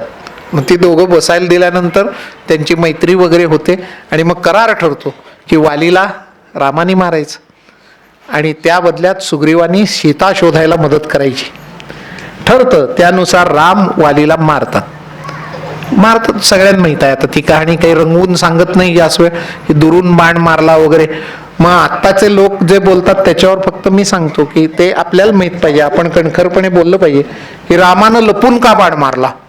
क्षत्रिय राजा होता, समोरासमोर युद्धाचं आव्हान का दिलं नाही. वाली प्रचंड शूर होता. राम वालीला घाबरला आणि फसवून मारलं. असं आत्ता लोक आपल्याला शिकवत असतात. आपल्याला काय वाटतं की या लोकांनाच बुद्धी दिली आहे देवानं, तसं नाही आहे. हे सगळे प्रश्न वालीनं स्वतः रामानं विचारलेत. रामायण काढून बघा. वाली ज्या वेळेला आसन्न मरण पडतो त्यावेळेला तो विचारतो. कसं विचारतो ते लिहिलंय मी मुद्दाहून गाण्यात. का मज तू मारिले रामा, का मज तू मारिले, वैर कधी नव्हते आपले, तरीही तीरा दुरीने मारिले, युद्ध नियम मी जाणत असता तूच कसे विसरले. अरे रामा, तू क्षत्रिय कुळाचा राजा आहेस आणि मी सामान्य वनातला वानर आहे. मला युद्धाचे नियम माहीत आहेत, तुला माहीत नाहीत वय, आणि तू लपून बाण मारला मला. सुग्रीवाचं माझं युद्ध होतं, तुझं माझं कुठं होतं? मला सांगायचंस, मी तुला मदत केली असती. चोरून का मारलंस मला? सगळ्यांना वाटतं काय बिनतोड प्रश्न आहेत की राम इथं जणू पराभूत झालेच, पण नाही. राम शांतपणे उत्तर देतात आणि ते उत्तर शिकण्यासारखं आहे. नेताजी सुभाषचंद्र बोसांनी सांगितलंय की देशानं आपल्याला काय दिलं याच्यापेक्षा आपण देशाला काय दिलं हे महत्त्वाचं आहे.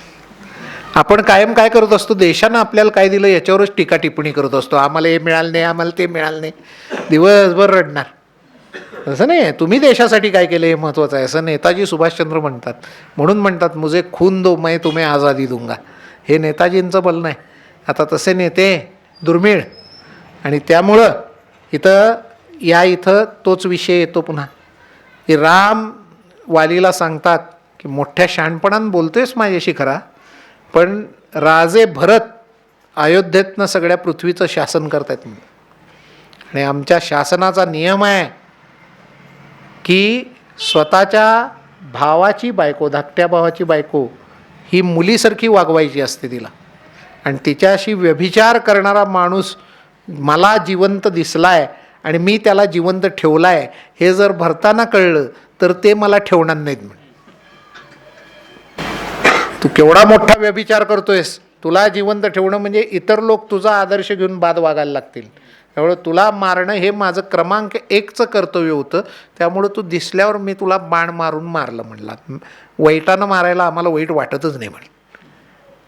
पुढं तुम्हाला एक महत्त्वाचा विषय सांगतो हाताबरोबर, आपण नंतर येऊ आपण समारोपाकडं, पण महत्त्वाचा विषय सांगतो की सगळे ऋषीमुनी ज्यावेळेला सीता होती त्यांच्याबरोबर तेव्हाची कथा आहे. सगळे ऋषीमुनी येऊन सांगतात की हे इथं राक्षस आहेत वनातनं आणि हे आम्हाला तपश्चर्या करून देत नाहीत, आम्हाला खातात, तर यांच्यापासून आमचं संरक्षण करा. त्यावेळेला राम वनवासी आहे, तरी राम रडाईच्या घाईला येतो ते ऐकून. म्हणतो तुम्हा मंडळींना ही विनंती मला करायला लागली, हे राजा म्हणून मला लाजिरवाण आहे, तुम्ही सांगायच्या आधीच हे मी काम करायला पाहिजे होतं. तर आजपासून मी प्रतिज्ञा घेतोय, तुम्हाला कुठल्याही नरभक्षकाचा त्रास होणार नाही, मी त्यांची व्यवस्था करतो, मी वनात आलोच आहे. हे सगळं बोलणं झाल्यावर रामांना सीता बोलायला लागते, मानवाधिकारावर प्रवचन देते की त्यांना आपण मारणं कसं काय बरोबर नाही आहे, हे अहिंसेला धरून नाही आहे, असं आहे तसं आहे, ती सांगायला लागते. त्यांना आपण का मारायचं, ऋषींचं त्यांचं काही भांडणं असलं आपण कशाला मध्ये पडायचं, असलं सगळं राम शांतपणे ऐकतात आणि तिथं बजावतात बरं का सीतेला. हे म्हणले राजा या नात्यानं आमचं कर्तव्य आहे, मी एक वेळ तुला सोडीन पण हे कर्तव्य सोडणार नाही. तिथं सांगितलंय रामाने आधी, एक वेळ तुला सोडीन पण हे कर्तव्य सोडणार नाही. तपस्वी लोकांचं रक्षण हे केलंच पाहिजे तर धर्म वाचेल, धर्म वाचला पाहिजे तर प्रजा चांगली जगेल, नाहीतर प्रजा चांगली जगणार नाही, सगळीकडं अधर्म माजेल. आणि म्हणून वाली मी तुला मारले की तुझ्यासारख्याला दिसताक्षणी मारायचे आम्हाला आदेशच आहे. कर्फ्यूत असते ना दिसताक्षणी ठार मारा, तसं ते बाद दिसलं की मारायचंच, त्यामुळे मी तुला मारलंय म्हणतोय. आणि लपून बाण का मारला याचं तुला कारण सांगतो. म्हणले ते तुझ्या बोलण्यातच आले, तूच मला बोललास ना आत्ता की मी क्षत्रिय राजा आहे आणि तू वानर आहेस. म्हणले प्राण्यांची शिकार प्राण्याला आव्हान देऊन कधी करत नाहीत. कधी कुठली शिकार करताना शिकाऱ्यानं सांगितले काय बंदूक रोखून, ए वाघा तुझी शिकार करणार आहे बघ, नाही म्हणले, गोळी झाडतात रिकामं होतात. म्हणले तुझी तेवढी योग्यता नाही आहे. आणि मग वाली म्हणतो की तू बोललास ते बरोबर बोललास, माझ्या मुलाला एवढं सांभाळ म्हण, त्याच्यात माझा प्राण आहे म्हणलं गुंतलेला. मग राम वचन देतात की तुझ्या मुलाचं मी कल्याण करीन. आणि म्हणून सुग्रीवाला सांगतात की तुझं जरी राज्य झालं तरी युवराज अंगदच, नाहीतर उद्या म्हणशील माझ्या मुलाला देणार म्हणून नाही चालणार, मग अंगदच युवराज आहे. आलं का लक्षात. म्हणजे हे विषय आहे. विषय पुढं सगळीकडं शोधाला पाठवायची ठरतात, सगळे वानर चारी दिशांना जातात. मग त्याच्या आधी राम प्रस्त्रवण नावाचा पर्वत आहे तिथं पावसाळा काढतात शांतपणे. एवढं एक गाणं सांगून आपण पुढं जाऊ पटकन शेवटी युद्धात. आणि प्रस्त्रवण नावाच्या पर्वतावर तिथं पावसाळा सगळा काढत असताना पावसाळा संपल्यावर रामाना एकदम सीतेची आठवण प्रकर्षानं येते. हे म्हणले आज सुग्रीव काम वासनेत दंग झालाय, म्हणले लक्ष्मणा जा त्याला सांग वालीला मारलेला बाण अजून रामाकडे आहे म्हणून, तुला राहायचंय का नाही, तुझं काम झालं म्हणला, आता तू विलासात दंग झालास आणि मला विसरलास काय. मग त्याच्या आधीच एक माणूस जागा झालेला असतो, तो म्हणजे हनुमान. तो आधीच जातो सुग्रीवाकडं आणि तिथं सांगतो, वा सावधान कपिराया, वा सावधान. कुणाला जागा करतोय? सुग्रीवाला. कर्तव्याची हाक तुम्हा, वा सावधान कपिराया. इथं मुद्दाहून का थांबलो सांगायला, तर परम कवीनाम आधारम असं जे हे दिलेलं आहे, कुणी सगळ्या ऋषींनी आशीर्वाद दिलाय ना, की वाल्मिकी तुमचं हे काव्य दुसऱ्या कवींना आधार बनेल, त्यातनं निर्मिती होईल, त्याचा अनुभव मी घेतला इथं, म्हणून हे गाणं सांगायचं ठरवलं. ही ओळ मला सुचून बराच काळ झाला, महिने झाले आत्ता म्हणून दाखवलेली. पुढं गाणंच सुचेना मला. सगळीच गाणी एकदम सुचली आहे ती देवाच्या कृपेनं, असं पूर्ण 3 कडवी 4 कडवी 10 कडवी 15 कडवी हे पुढंच जाईना या 2 ओळीच्या. आणि मग माझ्या लक्षात आलं एक दिवस की वाल्मिकींनाच ऋषीमुनींनी सांगितलेलं आहे की तुझं काव्य हे पर्यकवींना आधार बनेल, मग आपण वाल्मिकींचाच आधार घेऊया, बघूया काय होते. म्हणून मी पुन्हा रामायण काढलं कपाटातनं बाहेर आणि हा जो प्रसंग आहे सावध करायचा मारुतीरायानं तो काढला आणि त्यातले पहिले 3 श्लोक वाचले आणि माझं गाणं पूर्ण झालं. ते 3 श्लोकच मी मराठीत लिहिलेत, त्यामुळं तुम्हाला त्या कल्पना त्या काळातल्याच वाटतील. ढगदळे ही आता हटली, नचकडाडे कुठेही बिजली, नील नभांतरी उडती सारस, शरद ऋतू पातला, वा सावधान कपिराया, वा सावधान. आता अलीकडे कावळेच उडतात, तो सारस उडत नाहीत आकाशात, मग त्यामुळे ते रामायणातलं हे तुम्हाला पटलं. नील नभांतरी उडते सारस, रात्र सजली चांदण्यानी, जणू लेई ती लेप चंदनी. असं चांदणं छान पडले. आता आज अमावस्येची रात्र आहे, इथं दीपोत्सव होणार आहे, तर चांदण्यानं रात्र सजली म्हणजे चांदण्यांचा प्रकाश सगळीकडे पसरलेला असला चंद्राचा, तर चंदनाचा लेप लावल्यागत रात्र दिसते, अशी वाल्मिकींनी कल्पना केली आहे. या कल्पना वाल्मिकींच्या आहेत, माझ्या नाहीत, मी फक्त मराठीत लिहिल्यात, त्यांनी संस्कृतमध्ये लिहिल्यात. तर रात्र सजली चांदण्यानी, जणू लेई ती लेप चंदनी, स्वच्छ मोकळी हवा सांगते झटका आळसाला, वा सावधान कपिराया.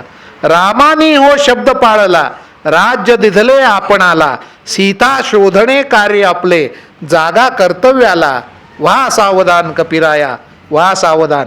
असाधू बुडती कामसेवनी, असाधू लोक असतात ते कामसेवन करतात, असाधू बुडती कामसेवनी, धर्म अर्थही दूर सारुनी, 16 कामा जोडा रामा, मोक्ष मार्गी वाया, वा सावधान कपिराया, वा सावधान. अशा रीतीनं हनुमंतानं सावध केल्यानंतर 4ही दिशाला वानर पाठवले जातात आणि मग त्या वानरांना शोध घेत असताना दक्षिणेत जे वानर जातात त्यातल्या हनुमंताला तेवढं समुद्र उल्लंघून सीतेला भेटता येतं, आपल्या सर्वांना माहीत आहे. मग सीतेला भेटल्यानंतर हा सगळा भाग मी गाळलाय, कारण आपल्याला आता समारोपाकडे यायचंय, तर तिथं रेंगाळायचं म्हटलं तर अजून आपण असंच जात राहू, पण नको, आपण समारोपाकडे चलूया पटपट. तर तिथं भेटल्यानंतर जेव्हा परत येतात तेव्हा रामाला येऊन सांगतात की मी सीतेला भेटलो आणि तुम्ही दिलेली अंगठी तिला दिली आहे आणि तिनं तिची ओळख म्हणून चुडामणी तुम्हाला दिलाय आणि तो चुडामणी तुम्ही ओळखा. मग ते बघतात, हो हा सीतेचाच आहे, म्हणजे तू सीतेला भेटलास, बरोबर झालं. मग चला म्हणतात आता सैन्य घेऊन. मग सगळं सैन्य येतं समुद्राकाठी थांबतं आणि तो समुद्र बघितल्यावर पहिला आलेला उत्साह गळून जातो. समुद्रापार जायचं कसं, 100 योजना समुद्र, त्याच्या पार लंका. आता हनुमानाची शक्ती आहे की तो जाऊ शकतो, पण बाकीचे किती जाऊ शकतील, प्रश्नच आहे. आणि मग त्यावेळेला राम उदास अवस्थेत समुद्राकडे बघत बसलेले आहेत. मुद्दाहून मी इथं का थांबलोय, तर आपल्या आयुष्यात असं बऱ्याच वेळेला समुद्र अडचणींचे येतात आणि आपणही उदास होतो. त्यावेळेला कोणीतरी सुग्रीव येऊन आपल्यालाही उपदेश करतो. तर तिथं राम उदास होऊन बसलेले असताना सुग्रीव आलेले आहेत रामापाशी आणि रामाला उपदेश करतात. तो फक्त मी माझ्या शब्दात लिहिला आहे. चिंता शोभे भ्याडा हा नच शूरत्वाचा वसा, निराशेचा स्पर्श होतो रामचंद्रा कसा. रामाला निराशेचा स्पर्श कसा होतो. सीतादेवीचे स्थान उमजले, शत्रूचे ते घर उमगले, अंधारावरी झेप घेऊ गगनी भानू जसा. सूर्य जसा अंधारावर झेप घेतो तशी झेप घेऊया, का काळजी करताय. निराशेचा स्पर्श होतो रामचंद्रा कसा. बुद्धीचे तर तुम्ही सागर, नीतिशास्त्राचे तुम्ही आगर, उत्साहाला येता भरते आडवी सागर कसा. हा, निराशेचा स्पर्श होतो रामचंद्र कसा. चला निघूया सेने संगे, भिडू सागरा धैर्या संगे, बांधू सेतू सिंधूवरती, काळावरती ठसा. हो, नुसता समुद्रावर सेतू बांधला एवढे नाही, काळावर ठसा उमटलाय. आजपर्यंत तो सेतू दिसतोय, काळावर ठसा आहे की पत्नीला सोडवण्याकरता रामराजा समुद्रावर पूल बांधून गेला. महत्वाची गोष्ट आहे. काळावरती ठसा, निराशेचा स्पर्श होतो रामचंद्रा कसा. बांधू सेतू सागराच्या पलीकडे जाऊ, राक्षसांशी लढुनी आता सीता देवी सोडवू, एकदाची तो दिसता रावण जिवंत राहील कसा. एकदा दिसू दे तर, एकदाची तो दिसता रावण जिवंत राहील कसा. निराशेचा स्पर्श होतो रामचंद्रा कसा. रामचंद्रान निराशेचा स्पर्श हे शक्य नाही. आणि मग अशा रीतीनं सेतू बांधला जातो. तुम्हा सगळ्यांना माहीत आहे, सेना तिकडं जाते, घनघोर युद्ध होत. आणि घनघोर युद्धात शेवटी रामचंद्र वानर सेनेच्या साह्यानं राक्षसांचा पराभव करतात. आणि पराभव केल्यानंतर युद्धाची पण गाणी भरपूर येतात. पण विजय झाल्यानंतर वानर जे विजयी गीत गातात ते विजयी गीत आणि पुढचं एक गीत बघून आपण थांबू. जय जयकार रामा जय जयकार, ठोकून काळा मुडदे पाडा रावणाचा धिक्कार. लढताना तर सगळे हाणा मारात, घ्या रे धोंडे हाणा, डोईवर उपटा झाडे, मारा छातीवर, फोडा डोळे, पिचवा छाती, मारा राक्षस ठार. जय जयकार रामा जय जयकार. रामाचा जय जयकार करत वानर लढतात आणि लढल्यानंतर रावणावर विजय प्राप्त करतात. आणि विजय प्राप्त केल्यानंतर कथा अशी आहे, तो भाग सांगायचा आहे महत्त्वाचा, की अलीकडच्या प्रचारातल्या मी गोष्टी मुद्दाम सांगत आलो, त्यातला आणि एक प्रचार केला जातो की या रामानं धूर्तपणे दक्षिणेतल्या भोळ्या भाबड्या आदिवासींना फसवलं आणि स्वतःसाठी त्यांना ठार मारलं. हाही प्रचार अलीकडे केला जातो. देशात फूट घालायची म्हटल्यावर किती घालायची. इंग्रजांनी डोकं चालवलं आणि आधुनिक काळे इंग्रज त्यांच्या नादाला लागले आणि त्यानं सत्यानाश सगळा चाललेला आहे. आणि ह्यात अशी सुद्धा फूट घातली. आर्य द्रविड झगडा आपल्याला सांगितला. आर्य द्रविड झगड्याचा प्रश्नच नाही आहे. आर्य हे द्रविड लोकसुद्धा आर्यच आहेत. आणि द्रविड हे देशाचं नाव आहे. जसं महाराष्ट्रात मराठी तसा द्रविड देशातला द्रविड. आर्य असा देश कुठला नाही आहे. कैकईला सुद्धा जेव्हा रामाला वनवास ठोठावला त्यावेळेला बाकीचे ऋषी म्हणले तू अनार्यागत वागलीस. हां, आणि रावणाचा भाऊ विभीषण जेव्हा रामाकडं आला तेव्हा इंद्रजित विभीषणाला म्हणलाय काका तू अनार्यागत वागलास. म्हणजे आर्य दोन्हीकडे आहेत हे सांगतोय तुम्हाला. त्यामुळं हा अजिबात गैरसमज काढून टाका. जगा आणि जगू द्या हा नीतिनियम जो पाळतो त्याला आर्य म्हणतात. जगा आणि जगू द्या, आपणही जगायचंय आणि इतरांनाही जगायचा अधिकार आहे हे ज्याला मान्य असतं त्याला आर्य म्हणतात. म्हणजे सभ्य माणसाला आर्य म्हणतात. हे महत्त्वाचं आहे. तर विषय असा घडला आहे की इंद्र, भगवान शंकर हे सगळेजण या रामाच्या विजयानंतर तिथं प्रगट झालेत. शंकराने तर इंद्रांना आज्ञा दिली आहे की इंद्रलोक दशरथांना मिळाला आहे, दशरथांना घेऊन ये म्हणून. आणि इंद्र त्याच्या विमानातनं दशरथांना घेऊन आलाय आणि दशरथांची रामाची गाठ पडलेली. त्यावेळेला राम किती मोठा आहे मनानं, तो दशरथांना काय सांगत असेल. कैकेयीवरचा राग तेवढा विसरा. काय मनानं मोठा आहे सांगा. की आई कैकेयीवर तुम्ही जर अजून राग ठेवला असेल तर तेवढा विसरा. केवढं मोठेपण आहे मनाचं. आणि दशरथ सीतेला सांगतात, त्यांनी अग्निपरीक्षा करायला लावली आहे ना सीतेची. रामावर राग धरू नको हां, प्रजेसाठी राजाला हे करायला लागतं. कशी मोठी मन आहेत बघा.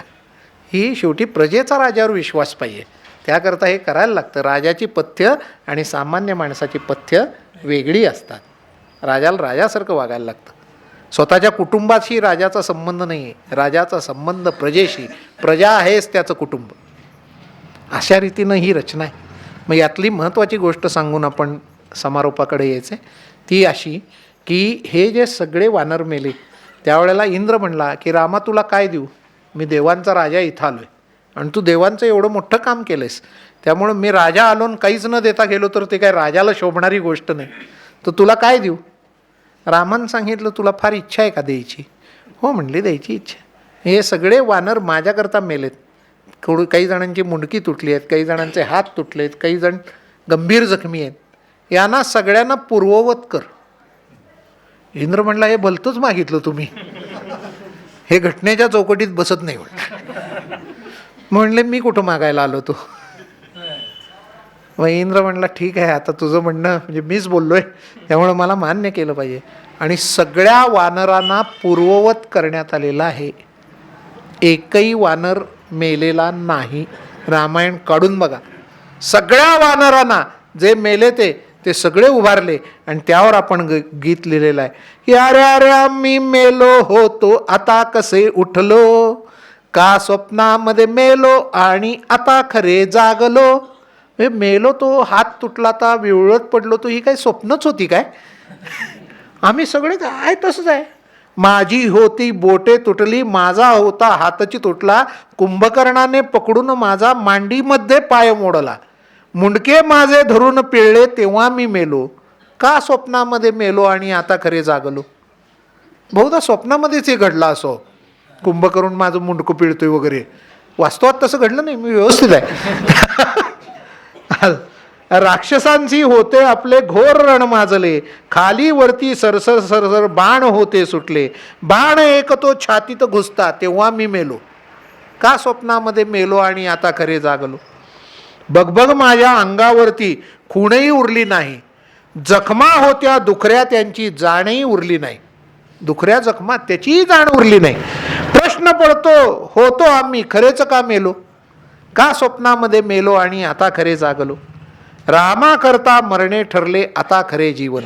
ही ओळ महत्वाची आहे बघा. मरायचं तर कोणाकरता मरायचं? रामा करता मरायचं. रामा करता मरणे ठरले आता खरे जीवन, कृपा प्रभूची अशीच देते साऱ्या संजीवन. मरणे कधीतरी होते नशिबी. प्रत्येकाच्या नशिबात आहेच ना मरण. मरणे कधीतरी होते नशिबी, योग्य वेळी मेलो, का स्वप्नामध्ये मेलो आणि आता खरे जागलो. हा खरा महत्त्वाचा भाग आहे की जो रामायणातनं आपण शिकायचा आहे. आणि अर्थातच तुम्ही योग्य अर्थ तो घेतला. आणि नंतर रामायणाचा पुढचा खूप मोठा भाग येतो. त्यातलं शेवटचं गीत तेवढं आपण बघूया आणि थांबू. यानंतर विधीची करणी न्यारी, वानरा जडविले रामी. विधीनं अशी काही करणी केली की आम्हा वानरांना रामाशी जोडून टाकलं.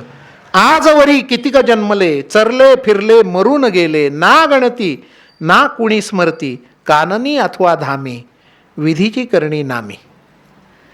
जनावरे ती अति अनावर, नच जाणती रीती नागर. नगराची रीत जाणत नाही आम्ही, जनावरच. विधी निषेधना काळ वेळाचा, तीव्र आसक्ती कामी. असे खरं आम्ही, खरं विधीची करणी नामी, वानरा जडविले रामी. देव दुर्लभ सुदिन उगवला, लक्ष्मणा सवे राम प्रगटला, परिसाचा मग स्पर्श घडला, लोह पालटले हेमी. लोखंडाचं सोनं झालं आणि विधीची करणी नामी. वाली सुग्रीव ज्ञात जाहले. आज सुद्धा त्यांचं नाव काढतोय आपण. वानरायण रचलं त्यांच्यावर. कशामुळं? रामाला मदत केली म्हणून. वाली सुग्रीव ज्ञात जाहले, अंगद नलही ख्यात जाहले, जांबुवंत आणि हनुमानाने अमर केली कहाणी, विधीची करणी नामी, वानरा जडविले रामे. तसं आपल्याला सुद्धा या विधीनं म्हणजे ब्रह्मदेवानं आणि नियतीनं रामाशी जोडून टाकावं, एवढी एक प्रार्थना आपण सगळ्यांनी केली पाहिजे. आणि तर आपल्या जीवनाचं सोनं होईल लोखंडाचं. आता शेवटच्या 2 ओळी सांगतोय की सुरुवातीला मी सांगितल्या होत्या की वाल्मिकींकडं जेव्हा हे रामायण आलं, रामकथा लिहायचं, त्यावेळेला त्यानंतर गदिमांकडं आलं. मग गदिमांनी काय लिहिलं की देववाणीचे ओज माझ्या शीतळले ओठी, वाल्मिकीच्या भास्कराचे होई चांदणे मराठी. मग त्याच्या पुढची प्रक्रिया म्हणजे गीत रामायणाकडनं आपण गीत वानरायणाकडं आलेलो आहे. तर ते ज्या वेळेला पूर्ण झालं त्याची कथा 2 सेकंदात सांगतो तुम्हाला की मूळ रामायण हा कार्यक्रम जो ठरला होता गीत रामायणाचा गदी माडगुळकरांचा, तो सीताकांत लाड यांच्याबरोबर ठरला होता की वर्षभर चालणारा कार्यक्रम करायचा. मग रामकथा लिहायची. मग कशी लिहायची? वर्षात 52 आठवडे, दर शनिवारी गाणं लागणार आहे. दर 52 गाणी लिहायची रामायणावर, म्हणून गदी माडगूळकर लिहायला लागले. आणि 41 गाणी लिहून झाल्यावर असं लक्षात आलं की सगळी रामकथा बसत नाही आहे, बरेच महत्त्वाचे प्रसंग काटायला लागतील असं दिसतंय. तेवढ्यात एका सहाय्यकानं सांगितलं, अण्णा काळजी करू नका, रामाची कृपा आहे, यंदा अधिक मास आहे म्हणले, त्यामुळे 4 आठवडे जास्त मिळणार. आणि 52 गाण्याचा कार्यक्रम 56 गाण्याचा झाला आणि त्यांना पाहिजे ते सगळे प्रसंग त्यात आले. आलं का लक्षात? मग मला पहिल्यांदा सुचली ती 31च गाणी. मी 52 लिहायची म्हणलं तर अरे म्हणलं बेडकीचा कधी बैल विल का रे, आपण नाच सोडून देऊया. पुन्हा डोक्यात आलं, तिथनं 52 गाण्यापर्यंत गेलं. असं 4-6 महिन्यांनी डोक्यात आलं आणि एकदम 52 गाण्यापर्यंत गेलं. आणि मग यंदा अधिक होता श्रावण, म्हणलं आता मग 52ची 56 झाली पाहिजेत. आणि अधिक सुरू झाला तरी अधिक गीत काही विना. आणि हे मला आठवड्यानं लक्षात आलं की अरे आपण म्हणलो तर असं, पण अधिक सुरू होऊन आठवडा झाला, आपण लिहिलं नाही, 3 आठवडेच राहिले, आपल्याला काही सुचलं नाही. आणि तिथनं 3 दिवसात मी उरलेली 4 गाणी लिहिली. हे कृपा व्हायची असेल तर कशी होते. आणि त्यावेळेला शेवटच्या 2 ओळी ह्या लिहिल्या की वाल्मिकीच्या भास्कराचे होई चांदणे मराठी, चांदणे हे पडले माझ्या मनावरी कोजागिरीला. कारण मी हे पूर्ण केलं ते कोजागिरी पौर्णिमेला पूर्ण केलं. आणि कोजागिरी पौर्णिमा ही वाल्मिकींची जयंती असते, हे लक्षात ठेवा. मग चांदणे हे पडले माझ्या मनावरी कोजागिरीला, अमृताची गोडी आली भक्तीच्या दुधाला. याच्या पलीकडे काही घडलं नाही. आणि हे दुग्धपान आता आपण या संजीवन सोहळ्यात केलेलं आहे. तर ही संधी मला दिल्याबद्दल मनपूर्वक आभार मानतो, आईना नमस्कार करतो त्याबद्दल. आणि आपल्या सर्वांनाही मनोभावे नमस्कार करतो. असाच कृपालोक असू द्यावा. आता पसायला